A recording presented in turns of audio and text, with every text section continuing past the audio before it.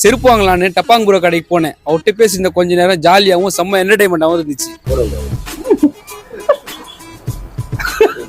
ஏன் ப்ரோ இப்படி கிரிஞ்சா பண்றீங்கன்னு கேட்டதுக்கு அவர் சொன்ன பதில், போர் அடி தான் பண்றேன். அந்த மாதிரி கிரிஞ்சா பண்றது உங்களுக்கு ஒரு மாதிரி இல்ல? இல்லையே, நான் அடுத்தவன் குடியே கிடைக்கலையே, எவனையும் ஏமாத்தலையே. நான் பைத்தியமா இருந்தாலும் நான் தனியா தானே ஏதோ வீடியோ போடுறேன்.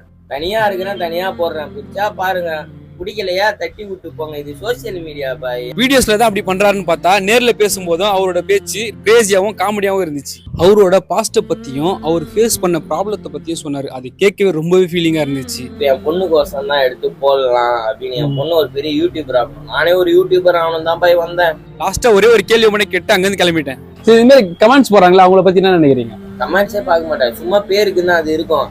அது உள்ள போய் ஏன் என்ன பண்ணிருக்கேன் கூட நான் பார்க்கவே மாட்டேன். எனக்கு பிடிச்ச மாதிரி நான் பண்றேன் பாய். நான் யாருக்கும் பயந்து நான் பண்ணல பாய். நான் நானா இருக்கேன் பாய், அவ்வளவுதான்.